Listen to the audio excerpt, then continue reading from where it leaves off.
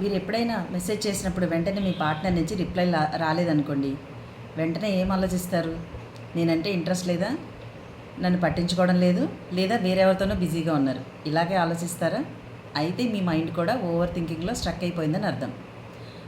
నా క్లయింట్ ఒకళ్ళ గురించి చెప్తాను నేను. ఒక అమ్మాయి వచ్చింది, తన బాయ్ ఫ్రెండ్కి 2 గంటల నుంచి ట్రై చేస్తుంది, మెసేజ్లు పెడుతుంది, తను కాల్ లిఫ్ట్ చేయట్లేదు. ఈలోపు తను ఒక 10 కంక్లూజన్స్కి వచ్చేసింది. నేనంటే ఇంట్రెస్ట్ తగ్గిపోయింది, నన్ను పట్టించుకోవడం లేదు, లేదా వేరే వాళ్ళతో మాట్లాడుతున్నాడు, నేనే అనవసరంగా తన మీద ఎక్కువ శ్రద్ధ చూపిస్తున్నానేమో, ఇలా ఒక 10 రకాల కంక్లూజన్స్కి వచ్చింది. తీరా తర్వాత చూస్తే ఆయన ఒక మీటింగ్లో ఉన్నారు, అందువల్ల ఫోన్ లిఫ్ట్ చేయలేదు. ఈలోపు తను ఒక 20 మిస్డ్ కాల్స్, ఒక 10 మెసేజ్లు, ఇంకా తర్వాత పెద్ద గొడవ జరిగాయి. సో దీనంతటికీ రీజన్ ఏంటంటే ఓవర్ థింకింగ్. ఒక కపుల్ గురించి చూద్దాం. హస్బెండ్ ఆఫీస్కి వచ్చాక ఎక్కువ అసలు మాట్లాడట్లేదు, తనలో తనే ఉంటున్నారు అనేది వైఫ్ కంప్లైంట్. ఆయనతో మాట్లాడాక తెలిసింది ఏంటంటే ఆఫీస్లో ఆయనకి వర్క్ ప్రెషర్ ఎక్కువైపోయిందని, ఆ స్ట్రెస్ వల్ల దాన్ని హ్యాండిల్ చేసుకోలేక ఆయన ఇంటికి వచ్చాక కూడా ఎక్కువ సైలెంట్గా ఉండిపోతున్నారు ఆ ప్రాసెస్లో. ఈలోపు వైఫ్ అనుకుంటున్నారు, నేనేమన్నా నచ్చట్లేదా, నా వల్ల ఏమన్నా తప్పు జరిగిందా, నేను చేసేది ఏమన్నా ఆయనకి సరిపోవట్లేదా, ఇలా ఆవిడ రకరకాలుగా ఆలోచిస్తున్నారనమాట. సో మనం ఎప్పుడైనా గ్యాప్ వచ్చినప్పుడు మన ఎక్స్పెక్టేషన్ కాకుండా అక్కడ ఏం జరుగుతుంది, రియాలిటీ ఏంటి అనేది ఒక్కసారి చెక్ చేసుకోవాలి. అలా కాకుండా మన మైండ్ అనుకునే ప్రతిదానికి మనం ఆలోచనలకి ఇంకా రూపమిస్తూ వెళ్తే అది ఓవర్ థింకింగ్ దారితీసి రిలేషన్షిప్ని దెబ్బతీస్తుంది. మరి ఈ ఓవర్ థింకింగ్ని ఆపేసి మన రిలేషన్షిప్ని ఎలా కాపాడుకోవాలో చూద్దాం. బేసిక్గా 4 కారణాలు చెప్పవచ్చు ఓవర్ థింకింగ్కి. ఫస్ట్ది ఫియర్ ఆఫ్ లూజింగ్. అంటే ఈ పర్సన్ లేకపోతే నేను ఉండలేనేమో, ఈ పర్సన్ కనుక నా చుట్టుపక్కల లేకపోతే, తను లేకపోతే నేను అసలు గడపలేనేమో, నా రోజు గడవదేమో, నాకు ఇంకెవరు తనలాగా ఇష్టపడే వాళ్ళు దొరకరేమో, ఇలాంటి ఫీలింగ్స్ అనమాట. దీనివల్ల కూడా చిన్న విషయాన్ని కూడా పెద్దగా ఆలోచిస్తూ ఉంటారు. ఇంకొకటి అటాచ్మెంట్ ఇష్యూస్.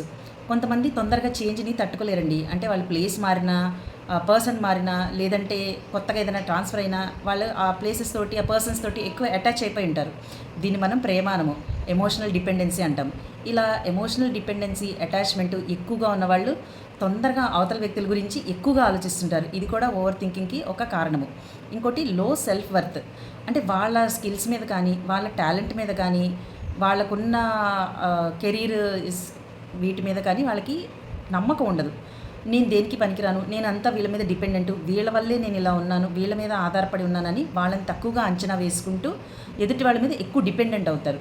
ఇలా డిపెండెంట్ అయినప్పుడు కూడా ప్రతి చిన్న విషయం వాళ్ళకి నచ్చేలాగా చేయాలని ఓవర్ థింకింగ్ చేస్తూ ఉంటారు. ఇంకా లాస్ట్ది పాస్ట్ ఎక్స్పీరియన్సెస్. గతంలో వాళ్ళకి అలాంటి అనుభవాలు ఎదురై ఉండి వాళ్ళు దాన్ని మర్చిపోలేక, ఒకవేళ భవిష్యత్తులో కూడా ఇప్పుడు ప్రజెంట్ ఉన్న లైఫ్లో కూడా అలాంటి వ్యక్తులు ఎదురవుతే కనుక దాంతో రిలేట్ అవుతూ ఉంటారనమాట. అంతకుముందు కూడా ఇలాగే జరిగింది కదా, అప్పుడు కూడా నేను ఇలాగే మాట్లాడాను కదా, అప్పుడు కూడా వాళ్ళు ఇలాగే చేశారు కదా, ఇలా ప్రతిదాన్ని గత అనుభవాలతో ముడిపెట్టుకుంటూ ప్రస్తుతం సిచ్యువేషన్స్ బాగున్నా సరే వీళ్ళ మైండ్లో అవే ఆలోచనలు రన్ అవుతూ ప్రతి చిన్న సిచ్యువేషన్ని అతిగా ఆలోచిస్తూ ఉంటారు. సో రిలేషన్షిప్లో ఎక్కడైనా సరే ఓవర్ థింకింగ్కి దారి చేసే పరిస్థితులు ఈ 4 సందర్భాలు. సో మీ సిచ్యువేషన్ దేనికైనా రిలేట్ అయ్యిందేమో ఒక్కసారి చెక్ చేసుకోండి. మరి దీని నుంచి ఎలా బయటపడాలో కూడా చూద్దాం. First solution pause technique. అంటే మీరు ఒక 10 నిమిషాలు బ్రేక్ తీసుకోండి, ఈ లోపల బ్రీతింగ్ చేసుకోండి. మీరు ఇచ్చిన ఈ 10 నిమిషాల బ్రేక్ల వల్ల మీ బ్రెయిన్లోని లాజికల్ బ్రెయిన్ ఆలోచించడం మొదలు పెడుతుంది. సో మీరు తప్పుగా ఆలోచిస్తున్నారా, లేకపోతే అక్కడ పరిస్థితి ఏమై ఉంటుంది అనే తెలుసుకోవడానికి మీరు దానికి టైం ఇచ్చినట్టు అవుతుందన్నమాట. రెండోది ఫ్యాక్ట్ వర్సెస్ స్టోరీ. అంటే మీరు కాల్ చేసినప్పుడు వాళ్ళు లిఫ్ట్ చేయలేదు, లేదా మీకు మెసేజ్కి రిప్లై ఇవ్వలేదు. అప్పుడు మీరు వెంటనే మీ మైండ్ మీకు ఒక స్టోరీ ఇచ్చేస్తుంది, మిమ్మల్ని పట్టించుకోవడం లేదు, వేరే వాళ్ళతో బిజీగా ఉన్నారు అలాగా. సో మీరు ఫ్యాక్ట్ చెక్ చేసుకోవాలి, ఇది నా ఆలోచన లేదా వాళ్ళు నిజంగానే బిజీగా ఉన్నారా, రెండింటిని వేరు చేసి చూడండి. మీ మైండ్లో ఏం రన్ అవుతుంది అంటే వాళ్ళు మిమ్మల్ని పట్టించుకోవట్లేదు అని, కానీ నిజమేంటి, అక్కడ వాళ్ళు వేరే మీటింగ్లో ఉండుండొచ్చు, ట్రాఫిక్ జామ్లో ఉండుండొచ్చు, ఇది రియాలిటీ. సో ఈ రెండింటిని సెపరేట్ చేసి చూడడం నేర్చుకోండి. మూడోది కమ్యూనికేషన్. హస్బెండ్ ఆఫీస్ నుంచి వచ్చి సైలెంట్గా ఉన్నారు, మీతో టైం స్పెండ్ చేయట్లేదు, మీరు ఇంత ముందులా లేరు, నాతో ఎక్కువ మాట్లాడట్లేదు, మన ఇద్దరం కలిసి టైం స్పెండ్ చేయట్లేదు, ఇలా అనుకుంటారు వైఫ్. మీరు ఆఫీస్ నుంచి వచ్చేటప్పటికి వైఫ్ చిటపట్లాడుతూ కోపంగా చిరాగ్గా ఉన్నారు, ఆవిడ ఇంత ముందులాగా మీ మీద ఇంట్రెస్ట్ చూపించట్లేదు, ఒకప్పటిలాగా నాకేం చేసి పెట్టట్లేదు అనేది ఈయన వర్షన్. సో ఇద్దరు కలిసి కమ్యూనికేషన్ చేసుకుంటే, అంటే నువ్వెందుకు ఇలా ఉన్నావు అని మీరు వైఫ్ని అడగచ్చు ఆఫీస్ నుంచి రాగానే.